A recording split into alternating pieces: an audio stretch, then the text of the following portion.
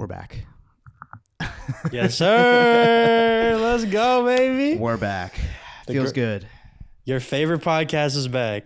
Your favorite podcast Oh, is back. talk to him. Yes. Talk to him. Talk to her. Okay. Brain rot's already started. So we are back. Our Thoughts podcast, OTP. It's been over a year, I think, right? Yeah. I think we were saying 2023 or something like that. Like, damn. It's been a long time coming. It's been a long hiatus. There's been a lot of reasons why we took a break. All of which we will get to later in the episode because, oh my God, there's been so much between the end of OTP and right now. Seriously. 2025, February 2025.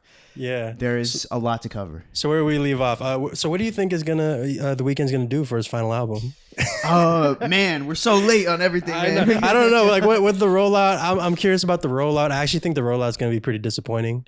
Really, I think it's gonna be the best one yet. Oh, okay, yeah, I think okay. it'll be better than After Hours. Yeah. I think actually he's gonna be chosen to do the Super Bowl again. I can already see it. I can already foresee the future. You know what? I'm really hoping that Kendrick and Drake go at it one day. But the thing is, Drake will probably win. only in like a dance hall battle, like who can make the best island music type vibe. Kiki, Kenny. Oh, what's that? I'm just now getting reports that there's been some developments actually regarding Kendrick and Drake. Oh, there's been some developments. Yeah, and shit. I guess Kendrick just performed at the Super Bowl. He did. Yeah, he did, and we witnessed it. I feel like we were there. This is why he's above us, watching over us. But yeah. Anyway, I feel like we should, before we go into it. I feel like we should acknowledge the format. You know, the way that this looks, the way that we're in person. Upgrade the mics, upgrade the cam. Yeah. Another thing that time allows us apart is to do shit right. You know. Yeah. But yeah, this is kind of how it'll look. This is OTP, like for the time being, in terms of like when you guys see us just talking, it'll be in person, sitting down, just shooting the shit, like talking more about just the weekend, more about just music, but just really everything. You know? I was telling Matt this when we officially got together to restart the pod, and we've gone through many different iterations. We talked about like OTP 3.0, 4.0. To me, this is officially OTP 2.0. This is like the second chapter, the second version, because so much is going to be different. We are different from when we started this podcast. So yeah, it's definitely going to be a new different ride. A lot of stuff to get into, which, we'll talk about towards the end of the podcast, but we'll also just kind of roll out. Yep. And figure out as we get through this. Yeah, man, just very happy to be here, man. Yes. OTP is back, and it feels damn good to say that. Yes, absolutely. It feels good to revive this channel. Absolutely. So if you're new here or if you're returning, let us know in the comments. I want to see some familiar names in the comments. I see y'all over at P.O.'s Place. Also, don't forget to check out our video on P.O.'s Place about Hurry Up Tomorrow. First looks, first reactions. Yep. But yeah, leave a like. Let us know where you coming from, if you missed us, what you wish we would have talked about, which we would meander over to the channel and just check on like what y'all been, and it's very cool to see that you guys are still checking in on us, even though we've been over the years doing our business and living life, which again we'll get to towards the end. But yeah, just know we missed y'all as much as you missed us, and we're very happy to be here, and we hope that we have figured out a format where we won't be we'll be a little bit more consistent, whatever that means. So we will get to that when we get to it. But my man, okay, it's been a busy just even like couple weeks. Just couple weeks. Let's get into it, man. Starting off with what just occurred. The Super Bowl. Kendrick Lamar. Okay, I'm gonna just say this now. Don't talk to me about no top 3, top 5, top 10. I'm talking all time with this guy, bro. Yeah. All time. Stats just came out. 35 million views. Yeah. I don't know if people really understand. More people tuned in to the Kendrick Lamar halftime show than Michael Jackson, than the king of pop. Yeah. Than the people than the dude we put above everyone. Yeah. Like, come on, bro. Like, And come on. And I saw he's also the most listened to rapper on Spotify ever. yep, most Shazammed. Like it was like the most Shazammed artist in a single minute was Kendrick Lamar with Luther. Really? On the Super Bowl. So yeah, Wow. just some crazy statistics. I think there has been a lot of opinions and thoughts going around about this Kendrick Lamar Super Bowl. So I do want to start off with just broadly, and then we can go beat for beat. Okay. Just broadly, what'd you think about the Super Bowl performance? Yeah. Yeah. I mean, from the moment from the beginning of that day, I was like, is he gonna do it? Is he gonna say it on live TV in front of the biggest audience Super Bowl's ever had? Yeah. Is he gonna say it? So I had very high expectations. I'm like, dude, this is Kendrick. Like, this is the Super Bowl. This is the finale of the biggest victory lap that any rapper has ever done. Of the greatest rap beef that ever didn't end in gun violence that we've ever seen. Right. Yes. So I was like, dude, this shit's about to go crazy. So overall, he did say it. He did. It was just like, it's so hard to put into words just how hyped I was. When he went through it. But what I really loved about the performance, and the thing that really stuck out to a lot of people, like non-fans and fans of Kendrick, was the lack of hits that he played. It was all from GNX. A few, maybe 3 of them. I was like Humble and DNA and All the Stars. Yep. But the rest was all GNX. And like, I didn't even think he'd do like Peekaboo on there. I thought it was going to be just Man at the Garden. Man at the Garden to start it off. Like some of the deeper cuts, I guess. So that was, and I can go into that. I've been reading up on why I think he did that in terms of the business side of things, and we can go into it in a second. But yeah, so that was fire. I feel like GNX, like, it was just interesting because as a fan, like, I was already all in. I knew every single thing leading up to this. I knew exactly the moment we were waiting for, and so I'm like, I'm already tapped in. But I'm thinking about the audience, people who have never heard Kendrick before, people Shazamming, like hearing these songs for the first time.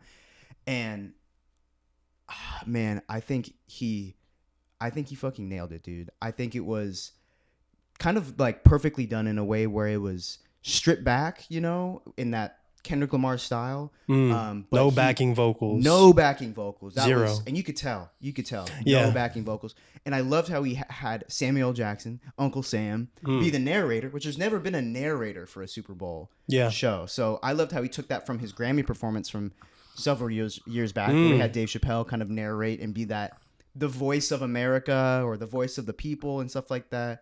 And so even on a surface level, you could tell he was saying something, throughout the whole performance. And the fact that Trump was an audience, and like, for some of the things things that he was saying, I was like, this is fire, bro. Like, he's really out here storytelling, not just going for the hits, not just playing it safe.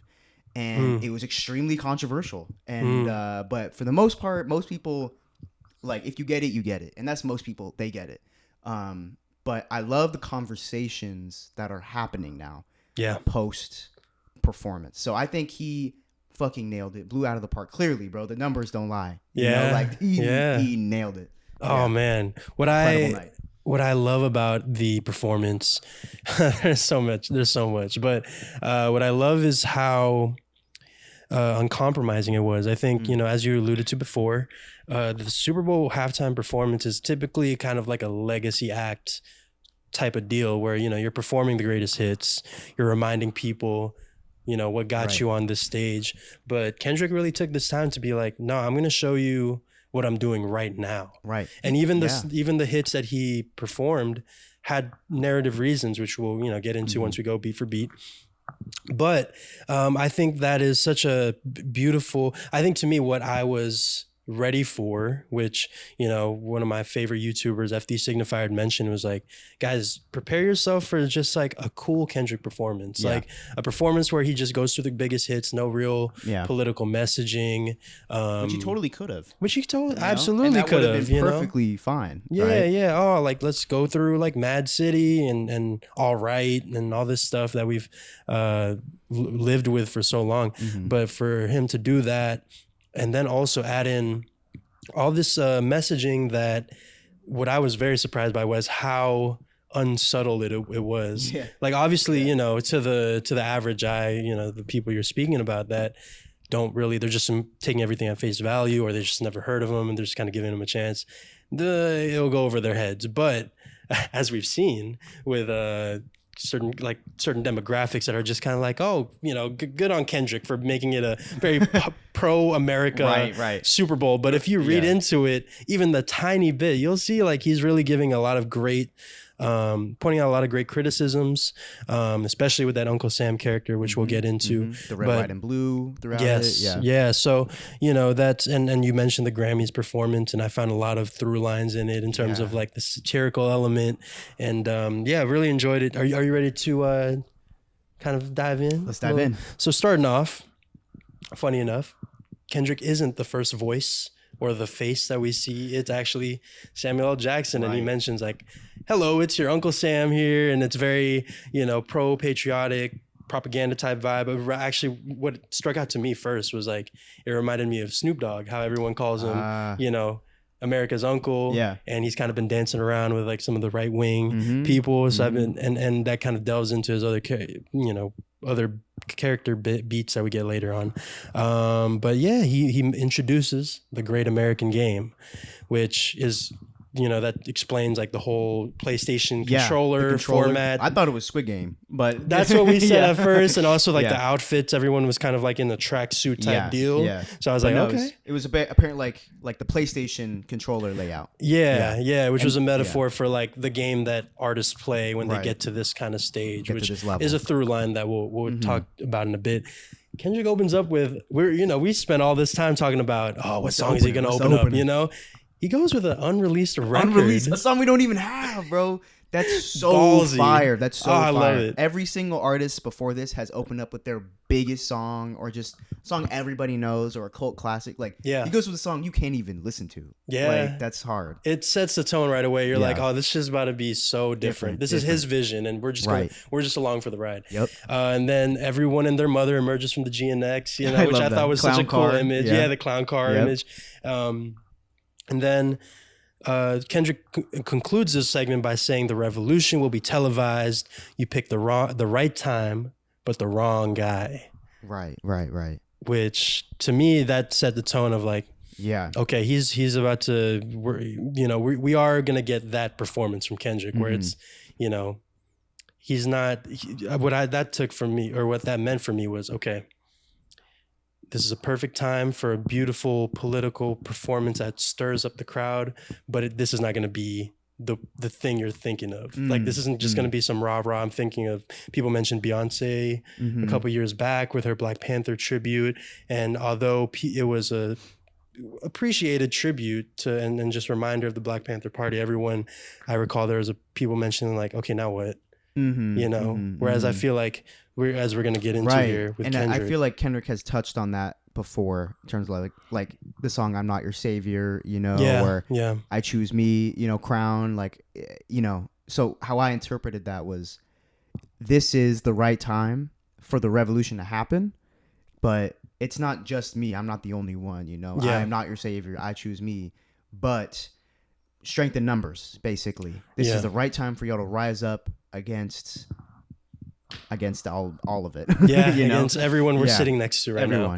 And then we go into Squabble Up, which was great. I would like at this point, like, I started to recognize some of the audio mixing live. I think they fixed it in the they fixed YouTube it in video. The recording, but I remember just being like, ooh, that's very isolated, very hot. He's coming in hot. So you can tell he's really rapping like. Yeah, dude. Which I love. Yeah. Starting off with Squabble Up. Obviously, there's a GNX record, but Squabble Up. Yeah. Super West Coast. And then Uncle Sam comes in berating him for being, quote unquote, too loud, too reckless, too ghetto. Mr. Lamar, do you really know how to play the game? Then tighten up. Right. Yeah. Yeah.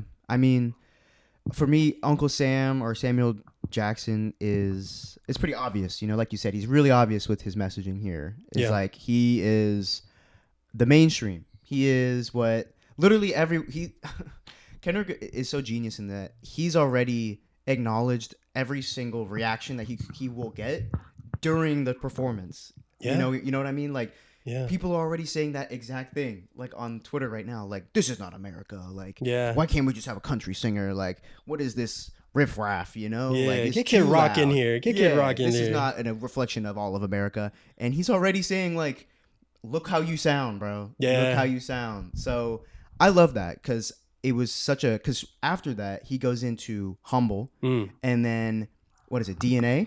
Humble and DNA. DNA. Yep. So he gets Humble and then louder and then louder.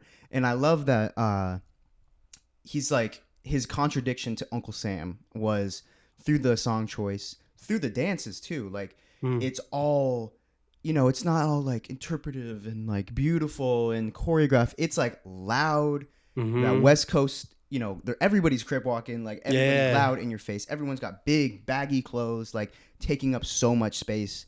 Just after Uncle Sam was like, too much, too ghetto, too much. And he's like, fuck that. Bah, you know, just goes even harder. Yeah, absolutely. Yeah. And then obviously right after DNA, we get Euphoria, which is a song that I didn't think he was doing that. Okay, so we're talking about Beef Records. Like, Not Like Us was already a question mark. Yeah. But Euphoria? I personally wanted Meet the Grams to make an appearance, but I get why. I get it. I'm not going to hold that against him. I just, boom, boom, boom, boom, boom, boom, boom, boom. Dear Adonis. Everyone was teasing a big surprise, and everyone was speculating. He's going to bring Drake out. He's going to live execution of Drake. Here comes Adonis, and he just raps Dear Adonis, Meet the Grams to him. Someone said they're going to dangle Adonis from the top of the fucking dome. Yeah. Like he's the Joker. Yeah. Imagine he opens the whole Super Bowl. Dear Adonis. But Euphoria was a great note. I pick. actually really enjoyed that. That to me is obviously Not Like Us is like probably right behind it. But to me, Euphoria is my record of the year for 2024 because it's just so beautifully crafted and it's so prophetic, especially as things keep unwinding and unraveling as time goes on. But anyways, the braids. There's the braids, and then we get to this very interesting segment, which I found a lot of. There was a lot of pride in me for. It was the doo-wop version of Man at the Garden. Which you know, it was I was reading that it was very much a tribute to Bay Area turfers, you know, and dancers, and you see people gigging and throwing up tees, which is super Vallejo. So crazy. And it was just very cool, you know, just to, you know, us being both Bay Area boys and you know, seeing that, and just California as a whole, like just seeing someone so intentional with it, someone not afraid to spotlight their hometown, both cultures. NorCal and SoCal representing. You know, so I've seen some interesting reactions to that part too. Oh yeah, thinking of like, I've seen people interpret it in many different ways. You know, kind of like interpret it how you were, kind of like bring it back to those roots. You know, of just people on the side of the road, the corner of the street, just rap battling or, you know, whatever, freestyling. I've seen people say they thought it was sort of a quiet moment in the performance to kind of pay homage to Kendrick's past, people he's lost. He's famously like lost, like in an article way back or something, he said he's lost like 16 friends to gang violence, you know, throughout his life. And people were like, how many people are there? Is it 16? It's like 17, but you know, there could be Nipsey, you know? So like people were really trying to make that connection. I could see it being that, like being a more like, because it was a somber moment. It felt somber, you know, or it felt, and they're all in white too, you know? So I could see it both ways of just being like, let's just bring it back, strip it back all the way back to the culture. Or here's my moment to almost a moment of silence to like all my, you know, the dead homies basically. You know? Like, I love that. And, you know, you mentioned 17 and 16 was a specific number. I will say Samuel L. Jackson then comes back out and says, oh, what is it? Right. You brought your homeboys with you, the old culture cheat code, scorekeeper, deduct one life. So that, you know, if you want to make that connection, then 17 minus 1, you get to that number. Right. But also, you know, the idea of it's like, once there's a kind of like a repeated history of once, you know, a person of color, an artist of color, particularly Black artists, make it up to a certain level, they are not expected to bring their friends with them. You know, it's expected like now you're in this whole new class. Right. So I think, you know, as we've seen, like Dave Free, his best homie is his creative director, directed the Super Bowl. You know, so I think very much pointed commentary on that end. Yeah, totally. And then, oh man, Peekaboo. Peekaboo. We make our way towards what I love transitioning between the sets is that he's still rapping. Like, Euphoria, Yep. he's rapping as he's walking the entire length of a field. Hitting the beats, rapping. Also rapping a clean version, leaving out words. Yeah. Doesn't skip a beat, man. His breath control. Everybody when they talk about breath control, we talk about singers, talk about Mariah Carey, talk about, Rihanna, talk about Beyonce. Bro, Kendrick has breath control. Tell me, like right now, walk 100 yards or 500 yards and rap Euphoria right now, you know, and leave out all the curse words. Rap Euphoria, just period. Just go hit up Euphoria karaoke and try to rap it right. Well, maybe not word for word, but you know what I mean. Like it's just it's so flawless. He makes it look easy, dude. He literally makes it look easy. So that transition was fire. Which also, go ahead. I was gonna say also at that point, I think I turned to you because we were watching it together.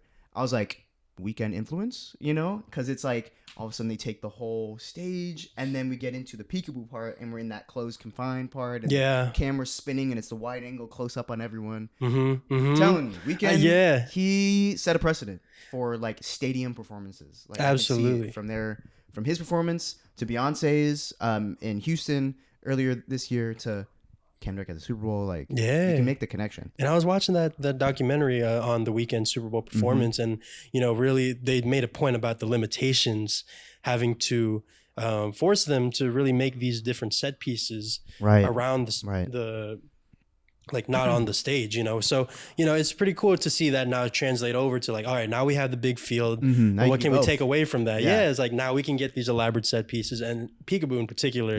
That set piece was so cool because it's an X and you see the different edges of it as you spin around. And then of course the part that had us cracking the fuck up was the camera sticks on some dancers and all of a sudden Peekaboo. So good. And then of course then he walks up to some dancers and says, I want to play their favorites. I want to make a move. I want to play them their favorite song. Which one? What is it? But they love to sue. One thing I loved about this performance was that I feel like a lot of the times Super Bowl halftime show is very much an escape from reality. But this one, what I loved about it was very, very pro wrestling of it, was to take a lot of real life elements that everyone knows, the story, and integrate it into the performance aspect of it. And he really gives it that extra depth of that oh shit moment, those pops. And when he acknowledged the suing of it, and then you heard the kind of I'm getting chills just thinking about it, because how I really wanted him to do it, and I never said it because I didn't want to set myself up for failure, was I really wanted Not Like Us to be like an overture, because that's those strings are so iconic to me. That's what I thought was gonna happen. I'm like, he's gonna bring out a whole ass orchestra,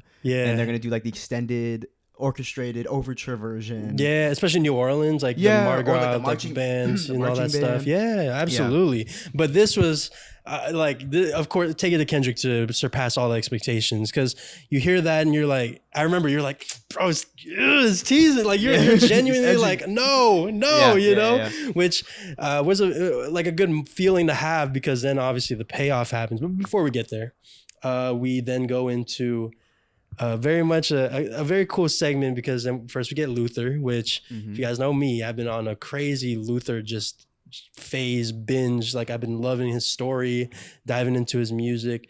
And so hearing him in the Super Bowl on the grandest stage, and hearing that apparently he was the most that song was the most Shazammed song in a single minute in Shazam history. Really cool, really cool to see him get his love posthumously. And then that's where we get SZA looking as beautiful. Yes, dude, she killed that. Sounding beautiful. She sounded great. And the choreo and everything going back and forth. Bro, Luther into All the Stars, I was like, God damn. Those are the two best records they've ever done. And hearing that back to back, I'm so fucking jealous for everyone who's going to be on that tour, man. Oh my God. But it costs an arm and a leg. Yeah, sorry. But the best possible advertisement for that concert was this performance. And then, so All the Stars comes on, and Uncle Sam comes back on and says, there you go. Kind of hyping it. See, this is what America wanted, Nice, chill, calm, chill. Right. Just don't mess it up. And then you hear, boom, boom, oh, when I And tell then you, Uncle Sam's like all pissed off. Yep. He's like, God damn it. again, just super Yeah. aware. Like Yeah. he's got his finger on the pulse of just exactly what the reaction is going to be at all times. And of course, then we get the he says here, there's a cultural divide. I'm gonna get it on the floor. 40 acres and a mule. This is bigger than the music. They tried to rig the game, but you can't fake influence. Right. They try to rig the game. That was another straight. That's a lot he said there. Because one, another straight dig at Drake. Just being like, you think I played for streams? You think I botted these streams? You can't pay for influence. Okay, another dig. But with the 40 acres and a mule part of the line, did you see Spike Lee's post about that? No, I didn't know. Because, you know, if you go back into Spike Lee's filmography, you have Samuel L. Jackson, who plays a very similar role in I'm gonna insert the correct movie here, but he plays a similar role, and like Samuel L. Jackson is just such an interesting choice for that, because famously Samuel L. Jackson has been very involved in a lot of basically in the civil rights movement. You know, he was a Black Panther. Yeah, he was a Black Panther. He went to an HBCU and was establishing the Black Panther chapter there. He was literally one of the arm bearers of the casket of MLK when they were bringing him to burial. Wow. He is about the culture. And Spike Lee, seeing that, thought, what a great man to represent America or Uncle Sam, than someone who has famously been so critical, you know, from his personal history, like outside of all his filmography. Yeah. And so Spike Lee was like, yo, great. He made a post. He was like, Kendrick, Samuel Jackson, everybody involved, y'all killed it at the Super Bowl halftime. I appreciate you shouting out his production company, which is called 40 Acres and a Mule. And he's like, just so you know, it's called Chirac. That's the movie. Yeah. He's like, just so you know, this shit goes way back. If any of y'all have been a fan of my movie Chirac, you know that Samuel Jackson played a similar thing. And he was basically just saying like, that's culture, you know, like paying back, like if you're really paying attention, you know, like Kendrick is calling back to so many things all the way back. And so reading more into that and reading into that line, I was like, damn, bro. Yeah.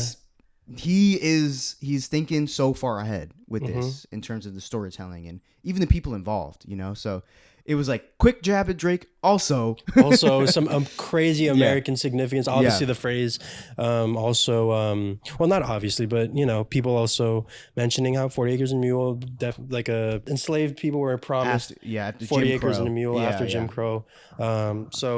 Again, just going into Kendrick and just doing tricks on it. Just he there's always like an aspect of it where he's speaking for more than just himself. Right. You know, I think when we talk about the Kendrick Drake stuff, we compare the two and how they've navigated their whole careers, and you see a lot of Drake. Like Drake, we talk about how every single sound he's done. He's done it all. He's done the New Orleans stuff. He's done the island stuff. He's doing pop, doing all this stuff, drill, trap, rap. Yep. And how it was articulated in a video, again by FD Signify, you mentioned, like what that tells me is that what Drake thinks is, I'm not gonna let a moment pass without it including me. You know, I'm gonna go hang out with Ice Spice. Right. What do we have to talk about? I don't know, nothing, but I'm there. Yeah. All this stuff, right? And meanwhile, Kendrick, he's been very methodical. Sometimes we don't see him for years on end. But that's because when he does pop out, it's because he has something to say. Right. And a lot of the time it means more than just like, let me get these hits, let me get these smash hits. And I think that's what gets him, that ironically is what gets him to those number one, you know, big numbers, is because people dive in. It's music that you can latch on to and really sink your teeth into. And same with this performance, because, and again, getting back into it, say Drake. Say Drake. My God, we both cracked the hell up when that went down. I couldn't believe that shit, bro. Because again, you're just like, is he going to acknowledge? Like, okay, it's one thing to perform Not Like Us, right? But are we going to say the line, like acknowledge the beef at all? Right. We got our answer. Oh yeah, he looked right at Drake, right at the camera, because he knew Drake was watching. He knew he was watching. Say Drake. I heard you like him young. Yo, I love the choreography. You better not go to Cell Block 1. That's crazy. I don't know if you've seen. Do you know Tony Stadovchi? I don't think so. He's this. He does skits on IG and TikTok, and he was kind of role playing like.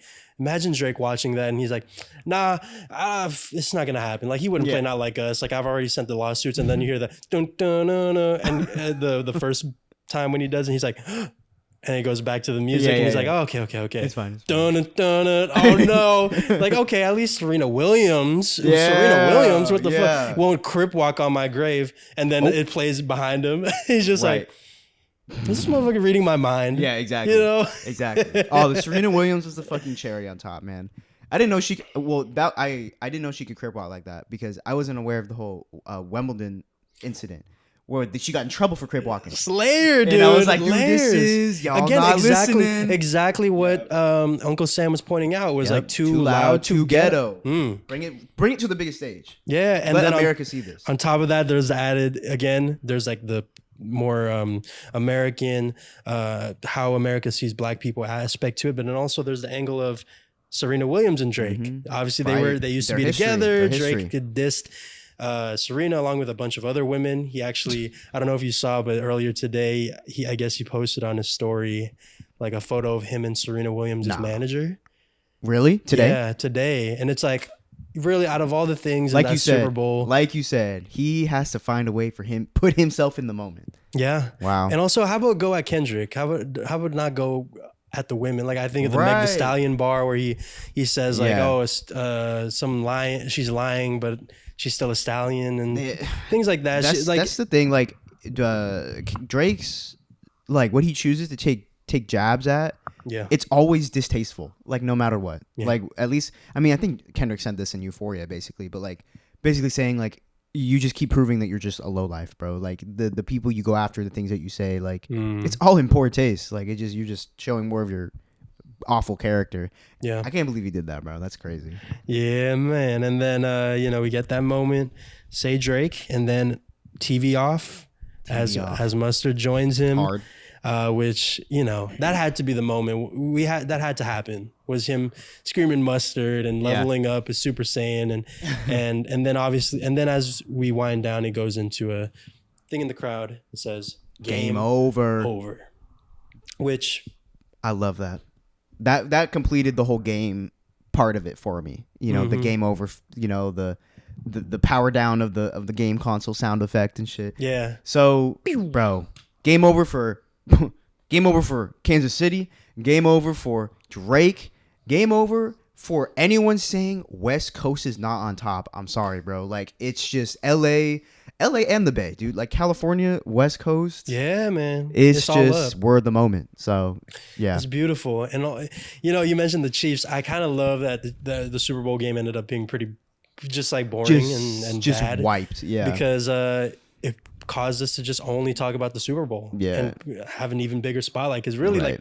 what else is there to talk about? Like the commercials weren't great. They were commercials I don't even care about really. Like they were not that great. But if I would say if you are an NFL fan, I'm not an NFL fan, but I was seeing the reactions from like NFL commentators and stuff like that. They were like, this guy was like, this was a beautiful night. He's like, this was a beautiful night. He's like, I have never been so satisfied. He's like, a year of bullshit calls for the refs, the most nasty officials, the craziest calls. Travis Kelce, too busy like fixing his hair to look cute for Taylor Swift. He was gonna propose. Like, I'm so glad they got their ass handed to them, and that shit was nice too, because I know, bro, it was a beautiful night. Kansas City swept, like Taylor Swift booed, like it was Kelce crying. Yeah. Oh my God. Everyone.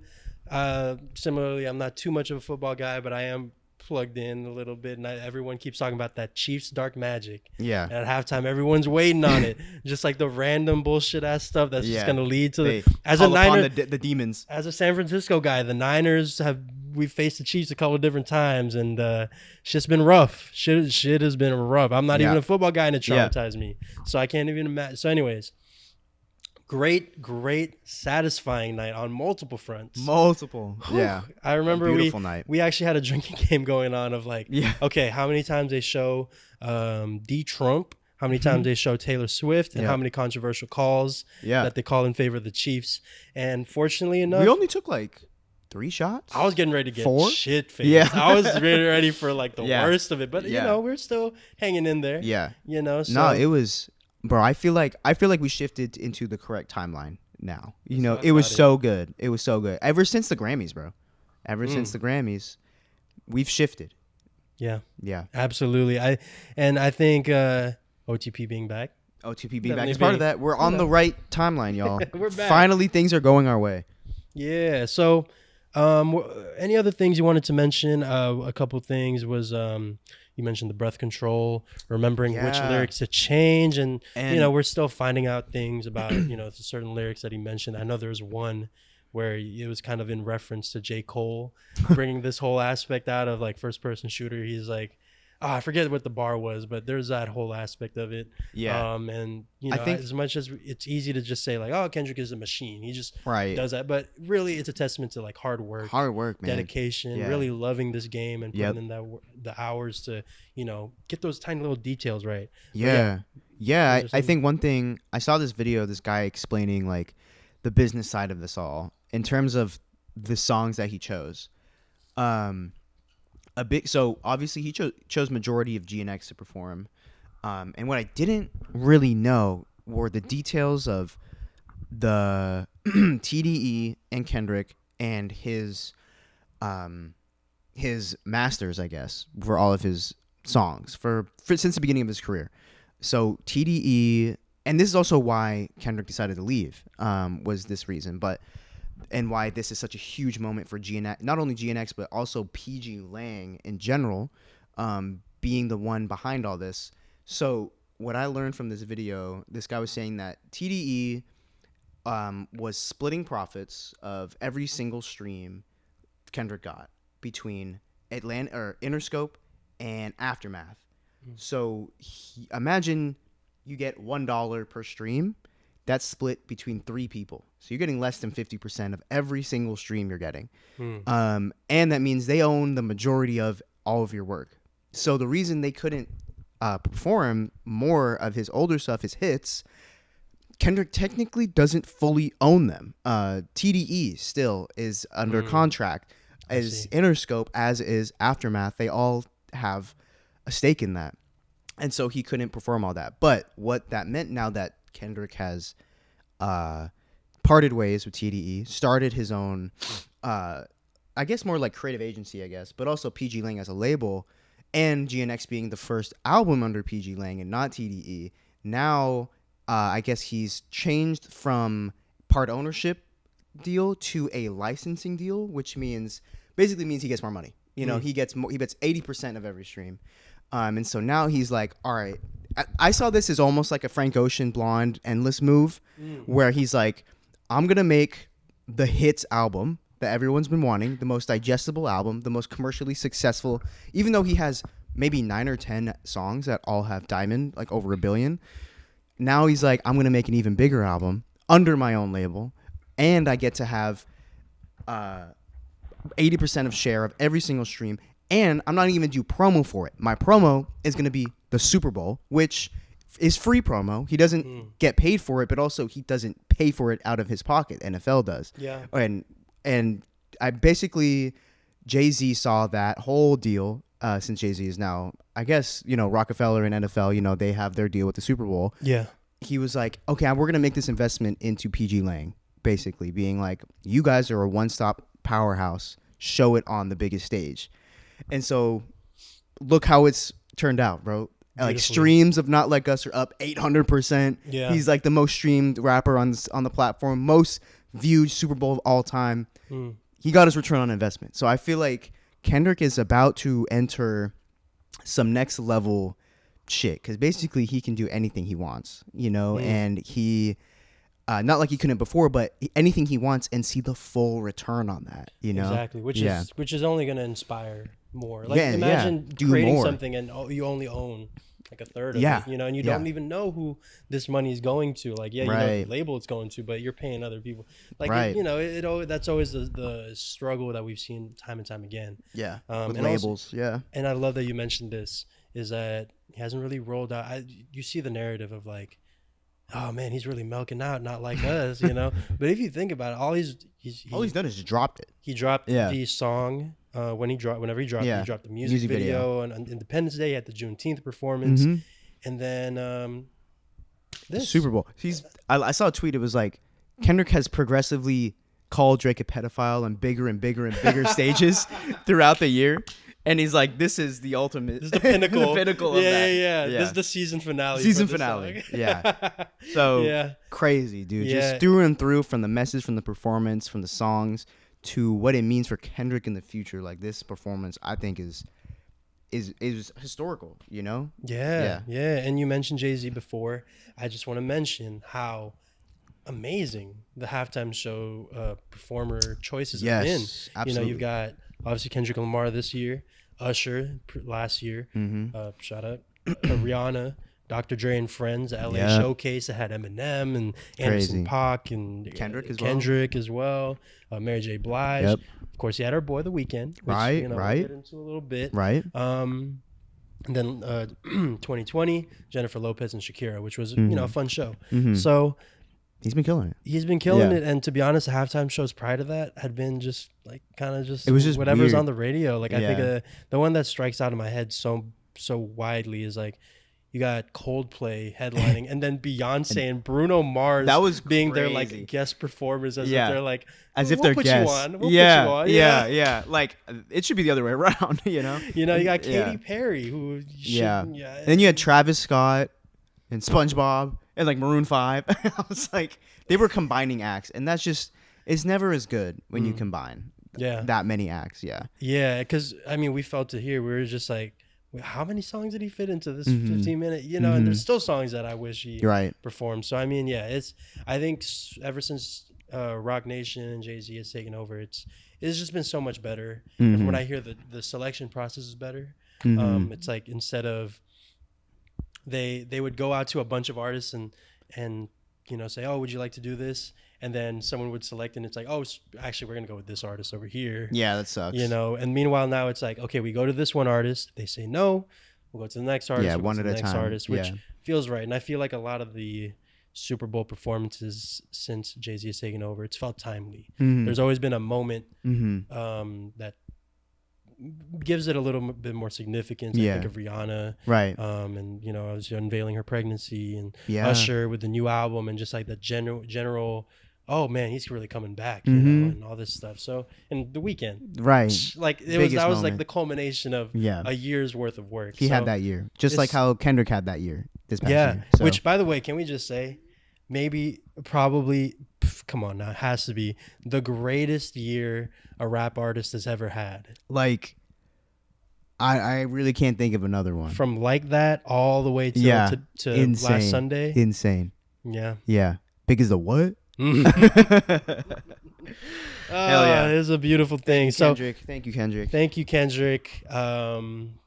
Shout out to everyone who produced and had a part to play in that Super Bowl show. I will be coming back to that show for years to come. Absolutely. Decades to come. Yeah. So I'm going to be showing the kids the way people showed Prince and Michael Jackson. It's going to be I'm like, you want to see the most viewed Super Bowl performance of all time? Say Drake. Yo. Say Drake. Say Drake. Oh my God. That's fucking crazy. You know what, man? A lot has changed over the last couple of years. And particularly in this past year, in the last 2 weeks, I think we have to acknowledge there is one major thing. The Grammys. The Scammys, formerly known as the Scammys. I think they are fighting off the allegations. Yo, like actively. You know, like dirt, like okay. This, man, the Grammys were so good that I'm like, the Oscars are gonna tank. Like, so one of them has to tank, right? Right. Yeah. And then there's enough controversy with the Oscars already. Yeah. But the Grammys, though, man, like, So good. so good. Like the performances, the tributes, the public squashing of the beef, this burying of the hatchet between The Weeknd and the Grammys, was the last thing I expected. I want to slow that moment down for us. Okay. Because we had just recorded. It was a whole like, huh? Huh? Oh, it was like we went through every stage. Because keep in mind, we had just recorded our Hurry Up Tomorrow review. And like an hour before and that. it just so happened to work out. Like, oh, the Grammys are on. Let's hang out and just watch it. Yeah. And all of a sudden, here comes the CEO of the Grammys, Yeah. and he comes out and he's like, oh, we've taken time to really acknowledge some of the faults with our processes and our, lack of diversity in certain aspects. Mm-hmm. Like we had The Weeknd point out our. Yeah. And it was like every headline. I remember you mentioned, you're like, yo, Shade? Yeah, I was like, random stray? Just like, bringing him up like unprecedented, Yeah. like what? Yeah. And then he transitions into, and so, we've been making these changes and we're happy to say that, we'd like to thank him for bringing that to light. And ladies and gentlemen, The Weeknd. Yeah. And The coming back Weeknd. to the stage for the first time He's in like, years. I didn't think I'd ever say this. Yeah. I was like, no fucking way. Yeah, dude. Oh my but God. we genuinely popped. We stood up. We started dancing. Nah, I ran to the TV. Yeah. I was like, huh? Oh, Yeah. such a moment. Yeah. And the song you performed "Cry for Me" and "Timeless," which was just trippy seeing Playboy Cardi Yeah, I was like, on a Grammy whoa. stage. Right. Yeah. So that moment was great, but then obviously, you mentioned the winners. Really, I don't find a lot of fault in a lot of the winners that came up. We started tuning in. It was best country album, and we were both kind of just contemplating like, what? Yeah. We were thinking about the categories that had aired prior, or that didn't just air generally. Best music video, best rap album. Yeah, it was all during the pre-show. All that stuff. Yeah. And so we're like, okay, best. Beyonce wins for Cowboy Carter after getting shut out of the Country Music Awards. Yep. She was as surprised as the rest of us, which is great. And then you had her winning Album of the Year for the first time. Amazing. Out of 5 tries. Amazing. Literally, Jay-Z threatened them. He's like, she has 99 Grammy noms, you know? You don't think she's going to win at least one? Yeah. And then, of course, coming back to our boy, he's had a crazy couple weeks, man. Run, man. Swept every single single category that Not Like Us was nominated for. And not only that, but I think had probably one of the best moments of the night when he won. First of all, Diana Ross presenting him an award, which is amazing. Amazing. She looked great too. Amazing, yeah. And she presents him the award, and they're playing Not Like Us on Grammy speakers. Yeah. Everyone's done up in their suit and ties. And I'm like, what part are they playing? And it's hey, say Drake, I mean, like young. And you gotta hear so many of the most high level music executives coming out suited up, and you just hear them all scream, "A minor!" That's like, what better? Crazy, bro. And another thing is, he won 5 Grammys that evening. It came upon me, some information came upon me that is the exact number of Grammys that Drake has won in his entire career. So I did in one night what you did your entire life. Oh my God. If he bothers to even talk about that man, then that's a line for sure that he should mention. Is like, oh, you're talking about Grammys? Right. Or what is the line? Kendrick just opens his mouth. Someone go hand him a Grammy right now. 2. Here's 5 more for you. 4, 5. Yeah. There you go. Yo, someone check on Drake for real. I think he's on suicide watch. Like, this is so crazy. Like, it's nonstop. He's on the Anita Max Win tour. Oh yeah, go ahead. Have you seen the clips from that? No.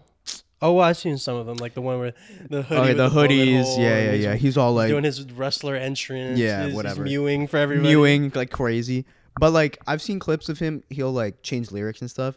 Be like, oh, he's like showing, like throwing shots at LeBron. 6 of 23, but not LeBron. But not LeBron, man. I'm like, dude, that's so fucking lame. Also, this concert looks ass. Like, no one's rapping along. Like, it's like weirdly quiet. And I'm like, this is a Drake concert? Anyway, okay. You know what? He has a LeBron tattoo. Yo, he has a Lil Wayne tattoo. He has a Lil Wayne tattoo, which like is just like a bitch apologizing. Yeah. Sorry. Okay, Drake. I'm sorry. You know what? Maybe this will be an episode. I think for a future topic for a future episode is notably I have gone on here and defended Drake on certain aspects. Honestly, never mind. Right. You know, we've gone toe to toe. We've gone toe to toe on Drake. He's actually been a sticking point between us. It was us. the reason why the OTP had to end. That was the reason. And then you came to the light. Kendrick unified us. Nah, it took this past year for us to come back because I was like, bro, come on. I was like, all right, I'm not supporting no PDF. But no, I've done a lot of changing this past year. I've had to see, I've seen the light, and I think I stand before you a better man, I think, in a certain aspect. I've taken out songs. I told you this. I remember I've gone back in playlists and taken out Drake songs. You blocked them on Spotify? I can't listen to Jaded. I can't listen to him say, "Oh, you were old enough. You were just a baby." See, I can't listen to Teenage Fever and you talk about or on Nice for What, talk about I saw your high school pics. He was even fine then.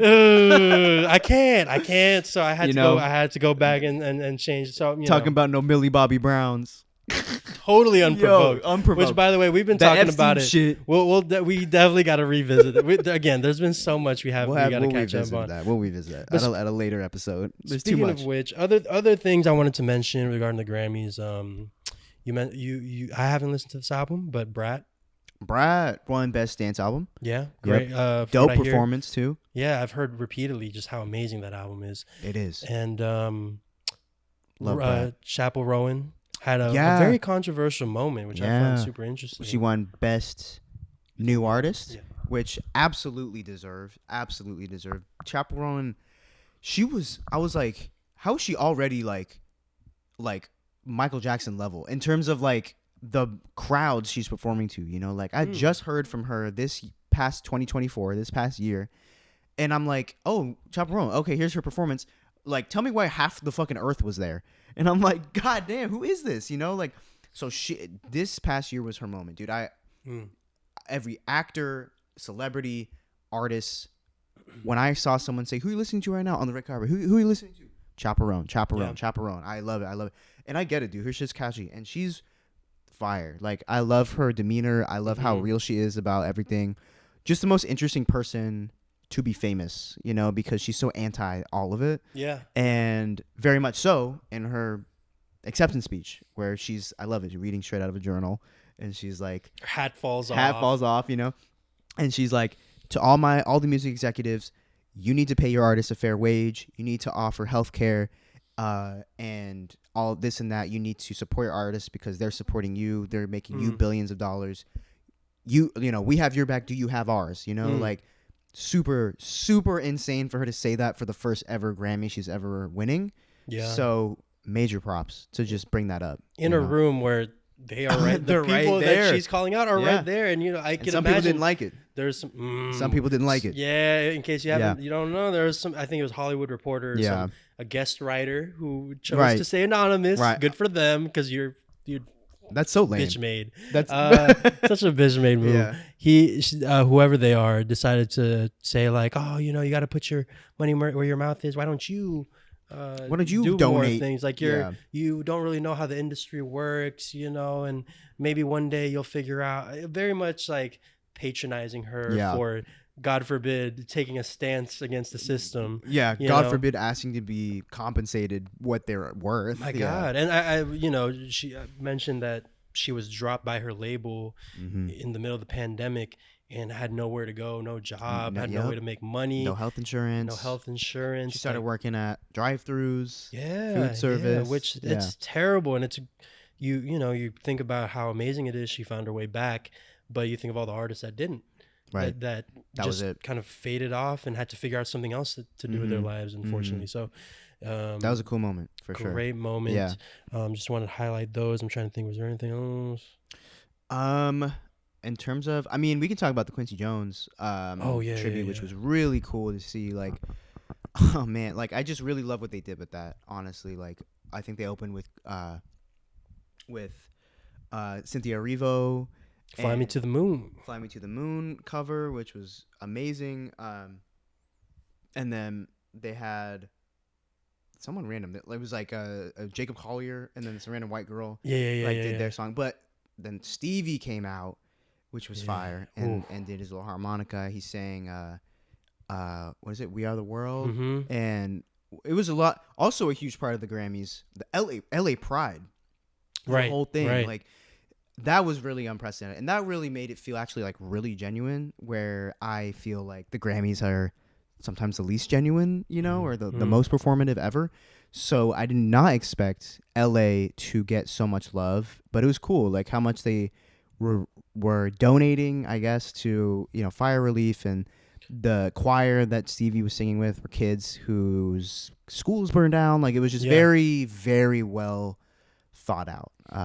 There were throughout the show, there were ads specifically for businesses or just causes that were supporting GoFundMes, wildfire reliefs and whatnot. And they said the big number at the very end, $7 million they raised that That's night, amazing. which was, you know, if it's an ad placement for Coca-Cola to be like, look at us, we're on the Grammys donating or not, that's still $7 million going to help people. So I appreciated that. Yeah, I think a dichotomy that we were kind of playing around with as we were watching the show was just like how easy it is to be cynical about certain things. Like, you know, you'd see Trevor Noah and kind of pop in and try to like urge more people. Donate. Yeah. And it's very easy to get cynical about it and just be like, oh, here they go, the optics of it. Right. But when you hear how big the number was, you see who they're ringing in and what they like. They opened up the show with "We Love LA." Yeah, and you just see how much they're pouring into the city, and you know, I'll speak for myself. You know, I know you have been living here for a while. I've just moved in here, and you know, what a time I chose to move to LA. The best time, I think. You move in, best and worst. Dodgers win. Yeah, and, Dodgers win. LA Galaxy win. Yeah, Lakers trade. Like, I know. Oh my God, Kendrick Lamar. Yeah. So it's been a time, and being able to witness some of that community and the pride and the genuine neighborly operations of just like people just wanting to give as that's much the as thing, they can bro, to this place, you know. It's beautiful. That's honestly that is LA. Like, so many people are like, LA's so fake, like everyone's looking out for themselves. I'm like, sure, if you're like hang out with people like that, you know, like what I think is amazing about LA is when you get here, it's a blank slate. There's a million neighborhoods to look at where to live or even visit or situate yourself in. There's a million different types of people here. It's just like pick and choose, you know. It's really like GTA, you know. It's really is like GTA, but like in the good and bad ways. Whereas it's open world. This is an open world server, you know, like you can choose, you can go down the path that everybody else says, where you only hang out on Melrose or you only hang out on the West Side, and you hang out on these influencer things, and then you can come back to your little tech talk and say, LA's so fake, I'm never going back there again. Or you can go on a little side mission. You can go off the main course and talk to people who lived here or who are from here, born and raised here. Find communities. That feed your interests. Exactly. It's all here. Literally everything is here. Like, I feel like you can go, people like New York for sure, but New York is New York, you know, like that's a different type of hustle. That's a different type of rhythm. Whereas LA, because it's so laid back, there's room for all types of rhythms to happen at the same time, and you can just plug and play, and you can go into this sphere, you can go into this circle, you can try this food, you can go to this neighborhood. It feels like the world in one place. And when it's so democratized like that, the community really shines. So I feel like how the Grammys highlighted like the community like coming through, and I was telling you about all the crazy relief support and the mutual aid stuff I was seeing like during the fire. Like, oh my God, the fire. We didn't even talk about that. That's for a later episode. Yeah. I'll give the whole 411 on that from me. But like, yeah. So right now, my pride and my love for LA is with the Bay. Like, it's just they're in the same place in my heart right now. It's beautiful. And you know, me being fairly new to this area, 6 months now, 7 months. It's very beautiful to see you know, because I've just moved out here. I'm living on my own for the first time, Mm-hmm. and really, this is really the first time I get to make my life whatever I want it to be. It's a good place to do it. As you mentioned, Yeah. there's so much to do, and so Yeah. it's been really fun being able to pick and choose what parts of myself I want to focus on. Mm-hmm. You know, what you focus on is your reality, and I feel like I've been able to find some good people, and fortunately, you know, you've been there. Yeah. Super thankful. And we can do this. We can do this. So, you know, yeah, man. Hell yeah. So that's the Grammys talk. Are we officially dropping the name of the Scammys? Are we officially ready to say they fought the Scammy allegations? I don't have any beef with them anymore.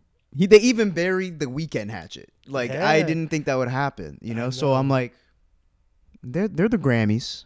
They're the Grammys. No We more acknowledge Scammys. you, We see you. The Grammys. We thank you. We're in. I feel like past OTP, major hater energy from us, but like justified. Like things were not what we wanted them to be in terms of music or award shows and shit like that. That's why we had to do our own thing. Yeah. You know, so we had to drop our own EP. We had to save the rap game. Yep. And make our own Kendrick, OTP awards. Kendrick, we passed the baton to Kendrick. You better run with it, Kendrick. What does Snoop Dogg say? Yeah. You got the torch. You better run with it. You better run with it. You're welcome. You're welcome. Hey. You did the Super Bowl. All right. I guess you can save the rap game. Yeah. You know, it's up to you. Yeah. Yeah. So, you know, but we're in our healing era. We're in our healing era right now. Yeah. That's what OTP 2.0 is meant to represent. Exactly. Speaking of healing, we are officially in the post Hurry Up Tomorrow era. Yes. The Weeknd the album has dropped. Album again. I'm just gonna mention we did a review over on P.O.'s Place. The deep dive is coming. I know y'all waiting for it. We see your comments over on P.O.'s Place. Appreciate all of you. Like a lot of cool names. I saw Kitchen Boy there. I saw Darren. Remember that name? Yeah. Darren, Jose. Of course, Curry from the beginning. Chip fan is just Chip fan. He's I don't know if you saw, but he's just been always in my comments. So I appreciate you. Always. So I see you guys. I see your comments. I think Kitchen Boy said this or something. It was like finally, like Matt speaks on this. Bro's been radio silent or something like that. I was like, yeah, you know, I'm moving silence, you know. But yeah, I go months without seeing my phone. The Kendrick Lamar letter. Yeah. You know, go months. So we know what we got to do. Yes. We understand the assignment. We ask that you bear with us. Give us time. This is 22 tracks. This is an hour and a half of music. This is the past 14, 15 years, you know, of a career. So we want to send it off right, but we're working on it. Yeah. Good food cooked slow. Right. And that's what we're cooking up for you guys. But one thing we did want to talk about was the trailer for the Hurry Up Tomorrow movie. Which, by the way, a cool detail is the director. Trey Edward Schultz. Oh. Yeah. Waves is such amazing movie. So what a fantastic get. I love that. What a fantastic get to direct this film. And so trailer. Yeah. What'd you think? Man, it's with Jenna Ortega and Barry Keoghan, or however you say his last name. Okay, so after seeing that trailer, my thoughts on Hurry Up Tomorrow as the album have completely shifted, like for real, because the album now I see it as a soundtrack. I don't see it as an album anymore for me. Although, of course, like it is, obviously there's songs that bleed into each other and stuff. There's a whole narrative there, but the fact that the official album cover is completely different. It's from a still from the movie. Yeah. Look at the cover. It looks like a soundtrack cover. There's narrative aspects of it, of the album. There's phone calls and conversations. Lines. The Call Me by the Old Familiar Name. Yep. Exactly. You know, so I see this as what I think Childish Gambino was trying to do with this fake ass movie that probably isn't real at this point. Yeah. We're not talking about him. But in terms of this is the Bando Stone type shit. Yeah. But the album is its own story as well, or the album is very much standalone.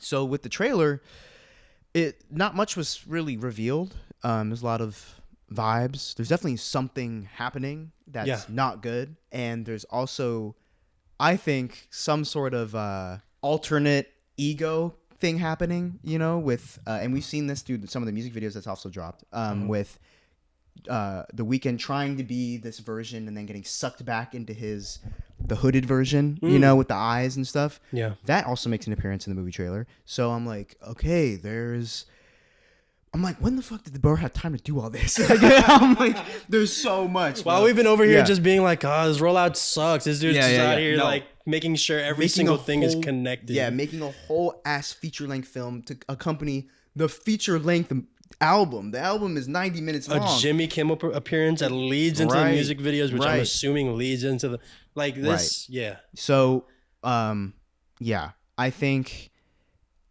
for the deep dive, we're gonna have to see that movie because that's gonna change a lot. That's gonna give us so much context, and I'm praying he just plays himself and not no Tedros type shit, not no rat tail. I'll fucking drag you. I'll drag you through Rodeo. I'm gonna make you come. Fuck you.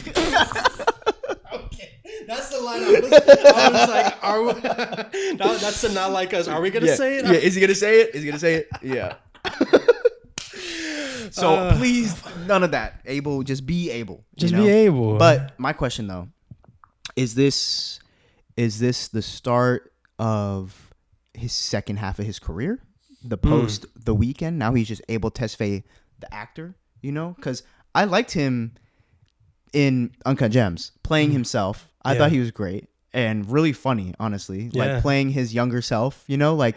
Yeah. Never did I imagine I would see The Weeknd getting punched in the face by Adam Sandler while Swimming Pools by Kendrick Lamar plays. In the background. That's just threw my goats in one scene. Like, what the fuck? It was crazy. It was crazy. So I don't know. It could be the start of that, but this will be interesting. This will be very interesting to see his venture into a film starring himself. And what I'm assuming is...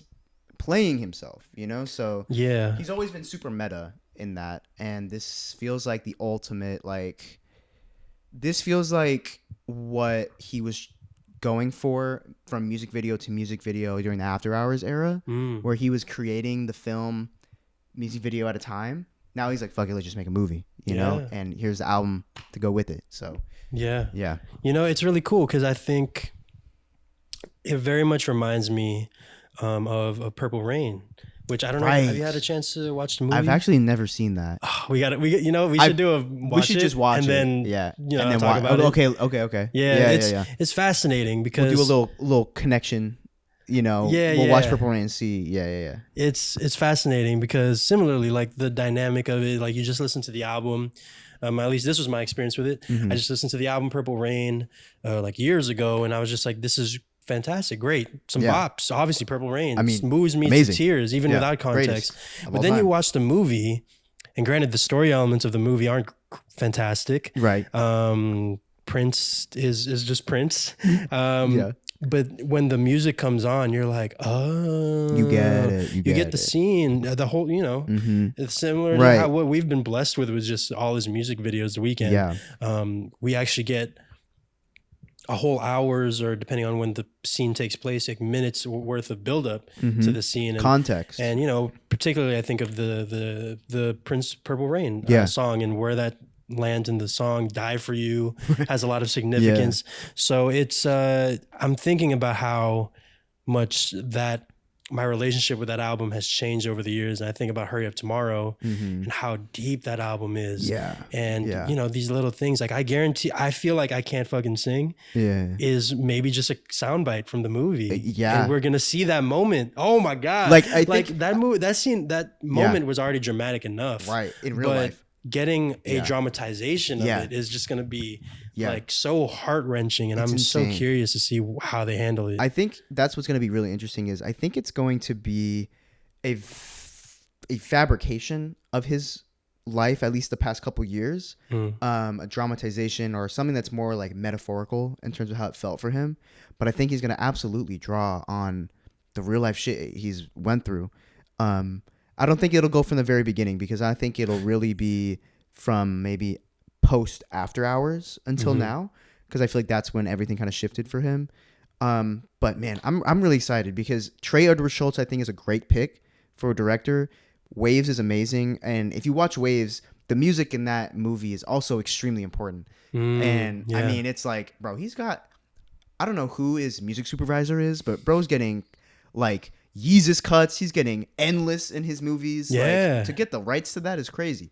So now when he's already working directly with an artist, for me as a director, that I'm like, that's a fucking dream. Yeah. Like, you know, like imagine you listen to your favorite songs and you're like, I see the scene. I see it. Now you can actually do it. So like, Yeah. I have full faith in him. I'm just, thank fucking God it's not Sam Levinson, bro. It's not. Actually, bleep that names. Thanks God it's not. Did you finish the rest of The Idol? I couldn't, bro. I tried to. I couldn't. And I did. My goodness, I thought I was watching it alone just on my lap. I couldn't like dare to put it up on a big screen. But anyways, there you go. Hurry Up Tomorrow. Also, one aspect I want to mention, looks like there's going to be a bit of like a parasocial fan commentary with it, with Jenna Ortega. Yeah. There's that Kathy Bates movie where she holds someone hostage. There's like a couple references to that. I think that is going to provide like the more, like the hook that can grab the casual fan, and then us weekend fans are going to be like, oh, this is a reference to that. And then like, this is the overall story regarding the weekend. So, you know, I think our minds are going to be fucking blown by this movie. We're going to be like, like the references. Dude, the reference, 900,000 references you missed. We need to come up with another like top 10 thing that you missed. Top 10 things. Top 100,000 things you missed. There's 50 million Easter eggs in this one scene. As you can see, the color, he mentions hell. The reference to Dante. Oh, he says it's a comedy. Dante's comedy. The video's just us saying all of them at the same time. Our blinding lights. It starts off with one thing, and then it's split screen. It's just like 50 million screens playing all at once. Yeah. Subscribe. Thank you. So as you can tell, we're very excited about this. Well, I do have a bone to pick with you, if you'll indulge me real quick. Okay. Regarding Hurry Up Tomorrow, I've said my piece on P.O.'s place in terms of, the rollout's been disappointing, but I feel like the last 15 years have been the rollout for this one album. So I'll put my trust into this album, and goddamn, was I satisfied with what I got. However, in the middle of this rollout, as if you're familiar with this channel, you know that Matt and I are very much vinyl heads. Ooh, I think you need to bring this up. It's important. It's important. Look, man, Abel, we got some problems. Did you bring him? We got a problem here. Yeah. Go ahead. We need Abel. You have some explaining to do. Go ahead. And then there's one right there on the thing already. So I couldn't believe this when you told me this, and I told Maya earlier, and she was like, "What the fuck? Like, you got scammed? You got blonded?" Yeah. Okay. So throughout the rollout, he keeps pushing out these variant covers, right? Which right away, very. I can hold him if you need it. Cool. Yeah. Okay. Right away, just very like I've read right through. It's like, okay, he's trying to boost up the sales, but also like, goddamn, the covers are cool. Frank Miller here. I love Daredevil. Daredevil's my guy. Grab that. If y'all know, Frank Miller is one of the.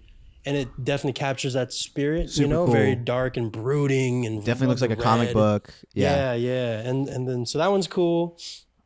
I'll go with this one. Okay. Obviously the OG cover, fantastic. I was very much okay with this being the cover. Very much in line with the After Hours trilogy. And then this isn't the version with the shadow on it. No, I didn't get that version. That's not a special edition? I think that one costs a little bit extra money. That's the Gooner edition? Yeah, the Gooner edition. The Pause edition? And then this is I believe, Soriyama, That one goes crazy. Yes, Soriyama. That visual is insane. Which is so dope. Yeah. It opens up. It's that's insane. Yeah. So really cool. Okay, so the art is cool. Art is great. And so I get these all in one go. I take a nice little picture with it, like the money spread, and I hold them all. Like, look at all my Hurry Up Tomorrow, the trilogy of Hurry Up Tomorrow album covers I have. And look, man, I'm not happy with what I got, because what I got was at full price, $40 each. what I got was half of the album. What I got was, and not even the half of the album that I really particularly wanted. There's certain records in here that I'm missing, but still, I'm like, look, why is it all a single LP? Why is it all on a single disc? Last I checked, you can only really fit like 3 or 4 songs on one side. So I'm like, oh, okay. And I look at it, and it's a totally different sequencing too. It's just random. It's like, it starts off with Red Terror. There's some unreleased records. I mean, it's cool you get some unreleased, but so do they even have like the transitions? Because they're out of order. They are out of order. There are certain bits that are, like, for example, The Abyss does not have Lana's feature. It just fades off right after The Weeknd does his bit. So, okay, so tell me, so when you were purchasing this, what did the listing say, like, specifically? It just said pre-order for The Weeknd's next album. It will come out within 6 months of when it officially is released. And then in the weeks leading up to the album, it said the first pressing. Because they're pushing it out again, like, oh, get the vinyl. It's the first pressing. I'm like, first pressing? What? Okay. So when I think of first pressing, I've heard a similar thing with Tyler, his Chromacopia. He was like test pressing. And I was like, oh, okay. And you look at it and it's like, there's like barely any artwork in it. It's like very much like, it's limited edition. It's like the first go around of the test press of the vinyl. And it does have like a hidden Playboy Cardi feature or like just a little different versions, but it's at least the whole album, you know? Like, so when I hear first edition or first pressing, my mind doesn't automatically go, oh, it's not a complete album. It's just like, oh, this is their first go around. It must be limited. Or it must be, it's cool, like collector's item. Yeah. You know, you get... it's just, okay, sorry. But no. Yeah, go ahead. So when you saw that, and then did it have the track list on the website? No, because obviously we didn't get the track list, period. Shady, from bro. the album. Shady. Yeah, man. That's shady. And so, you know, I try not to. I know it sounded like I sniffled like a Drake there. I'm. It's like, cool. It's cool. I'm angry. $120 for half the album is cool. Yeah, man. Like it's you know that meme where it's like, just because I'm angry doesn't mean I don't care. Yeah. And he's like holding the umbrella for his lady. That's me right now with Abel. It's like, wow. Look, man, I paid for, and the shady thing about it is that in the weeks after the album is dropped, I've seen the price for the vinyls for the ones I got. These ones specifically go way down. I paid $40. It's like $18 now, $20. What? So, yo, they were trying to make a quick buck on y'all. And the complete edition is now being the complete sold. edition. And it's like, so are these the incomplete editions? But why didn't you say it was an incomplete edition? That's what I'm saying. That's crazy. So look, man. So Abel, I'll live. Obviously, this is all like fucking first world problems. This is all vinyl head problems, but also like just off principle, it kind of sucks because you're like, I paid full price for an album. I would like the album that I like, right, to be received. You know? Yeah, like that's pretty basic. Yeah, like, well, I don't know. I've seen my fair share of scam in terms of Frank. Yeah, he's right there. He's off screen. Just know he's staring at it. He is. He haunts us in our dreams. Yeah, he's always looking at me. But yeah, so that reminds me of the Blonded situation where people were putting in orders and then they just cancel them, be like, or they send them the wrong thing. Yeah, there was a whole lawsuit. Of like, people were promised this and he didn't get it. So, dude, this is pretty sketchy though. Like, this is false advertising. Like, for real. I've been thinking about that. And also, you know, the numbers came out. You can't, like, return it? Doesn't seem like it. Yo. So, you know, the numbers came out and obviously the album did an insane amount of numbers. It's like 490K or something like that. His biggest debut. And, yeah. And, you know, part of me, obviously the fan in me is like, go Abel. But also the realist in me, I always say I'm an optimist, I'm hopeful, but I'm not stupid. Right. And just kind of see that was a little kind of left like, a bitter taste. We know how you got there. Yeah. So that's crazy, bro. Yeah. That's like Taylor Swift level of like versions and variations, bro. But at least she gave him a whole freaking album. Like, I'm thinking about it. It's like you got there was 2 unreleased songs, which I appreciate. It was nice. It's nice getting 2 unreleased records, and they're cool. But so in total, you only get 9 out of the 22 songs that I really like, and it's a lot of the songs I like. Wake Me Up is not on there. Giving Up on Me, like what? Niagara Falls, Drive, all these songs that I I love it. And I was like, oh man, I'm so excited. I'm so happy. I Yeah. got this cover that looks so cool. And within it is this album that I Yeah. love so much. It's like not even half of the album that I love. That's crazy. You know, so. And now I feel weird because I'm like, do I get it on vinyl? Now that it's, but I'm like, out of solidarity, you know, like I'm not paying shit, you know, like whatever. But I was like, damn, what the fuck? It's brutal, man. So shout out to all the fellow vinyl purchasers who got let us scammed know as well. Yeah, are y'all like any other victims? You know, you are This entitled. is a safe space. You are entitled to compensation. You know, let us know. The comment section is a safe space. Yes. Y'all can let it off because I would be pissed, bro. Yeah, it's tough, and you know, but again, well, at least you got the cool covers, I guess. Yeah, the cool covers and whatever. I'll eventually buy the Hurry Up Tomorrow Complete Edition. Yeah, whatever. Eventually. Fuck you, Abel. Yeah, again, just because I'm angry doesn't mean I don't care. Right. Speaking of caring, you guys have cared a lot about us over the years, and so I think we wanted to take this just a quick little segment at the end because we feel, you know, that we owe you some sort of discussion and conversation Explanation. about. Yeah, you know, your two parents just need to sit you down and just say what the last couple of years have been, yeah, man. So I guess starting off, I think the question that at the heart of every comeback is just why at this moment, why now? I don't know. I feel like I could point to, I guess, a lot of reasons. Outside of, I mean, of course, like culturally, it's been amazing. Like, I feel like we chose we've been on the right side of history for a long time, you know, with the artists we choose to support, and we've been eating, you know, so that there's a lot to just talk about in general. But there's a lot shifting towards that time in 2023 when we decided to end the podcast indefinitely, I guess, or just take a hiatus. You were figuring out your post-grad plans, you know, figuring out what after college looks like for you. You wanted to, you know, it was just about that time. It was just like things were shifting in your life. I had just gotten my first full-time job and things were shifting there, and I'm like trying to figure out my shit. So it was, bro, 2023 was bad. It was a tough year for me personally. Mm-hmm. A lot of personal growth needed to happen. A lot of growing up needed to happen. I was just an awkward age. 23. There's a reason why they say everybody hates you when you're 23, but it's really because you think everybody hates you. And so I was living in that darkness for a long time, and I didn't talk to like anyone, bro. I really didn't talk to any friends, like, and I didn't. That was the first year. I didn't make anything either. I didn't direct anything as well after film school.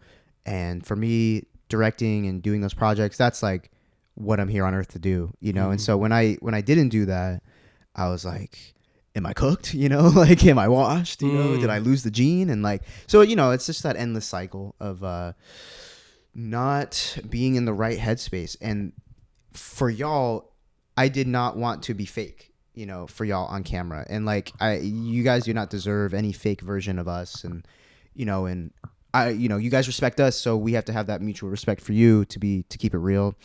And the limitations of online and Zoom and all this shit. And we always just saw OTP as like this more natural, what you're seeing right now, where the live streams and the show aspect of it, the production was super fun, really fulfilling. A lot of hard work between us to do this on live over Zoom. And it's just us too. And it's just we're the us only too. ones producing, editing, writing, everything, researching, all this stuff. And then we got to go out in front of camera and try to execute. Yeah. And be a personality, but also like ham it up for over an hour. And so it was a lot. It's very draining to do it that way. But with this new format, and I think just with the fact that you live down here, we were blessed and we're privileged that you found an opportunity to be here. So we stumbled into it. Yeah. Oh my goodness. And OTP was a big reason why you even are here.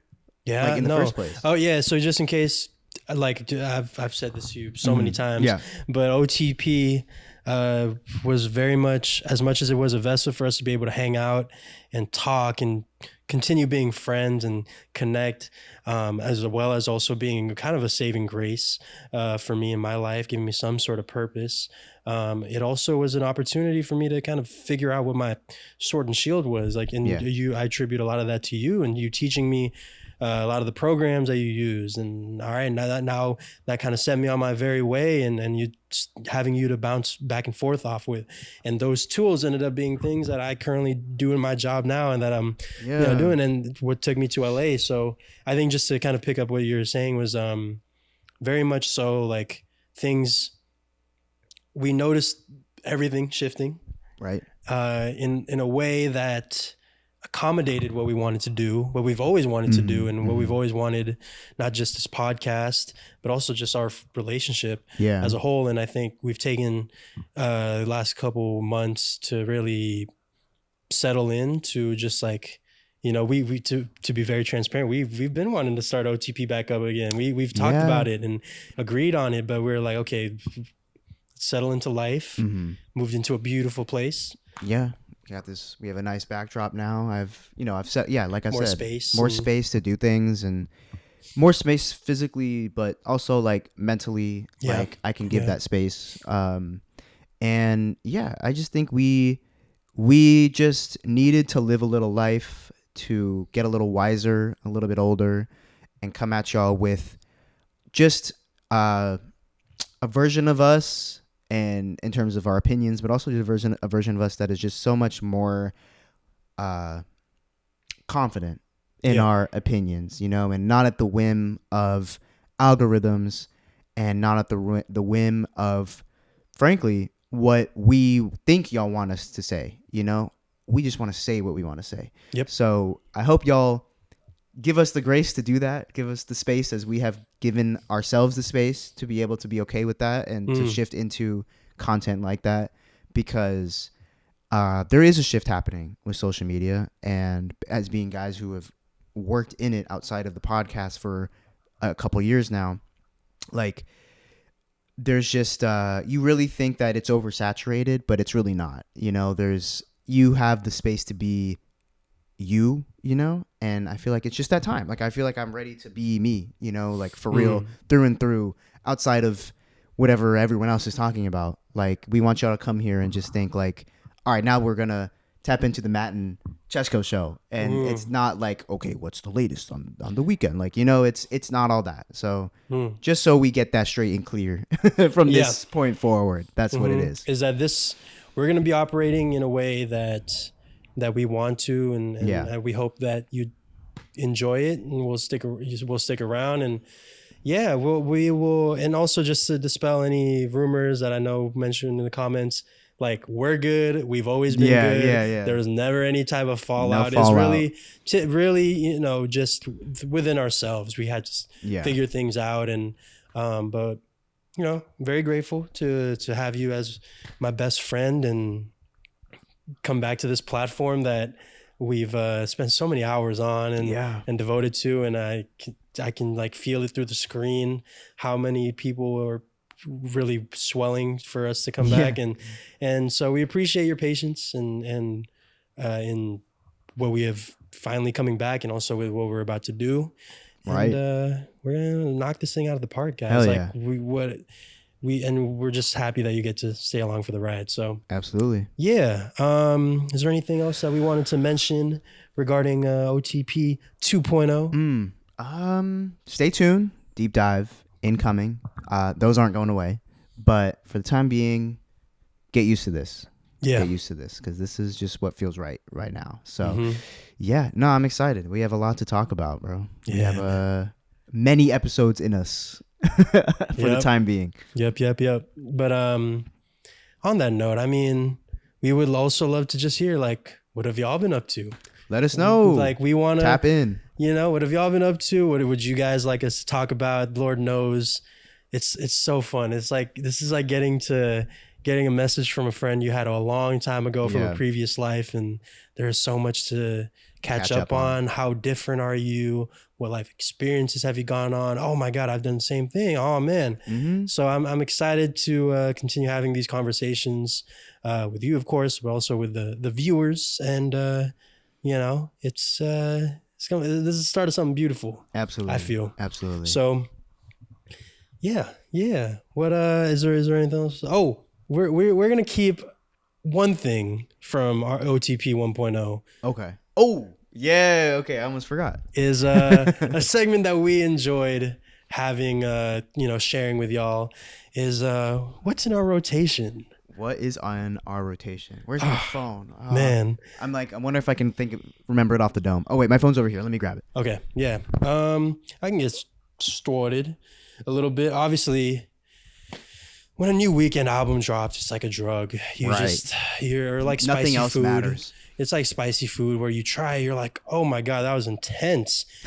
Let me try another one. And then it just keeps going. So Hurry Up Tomorrow, definitely been heavy in the rotation. But when I do feel like switching it up, Kendrick Lamar, another person.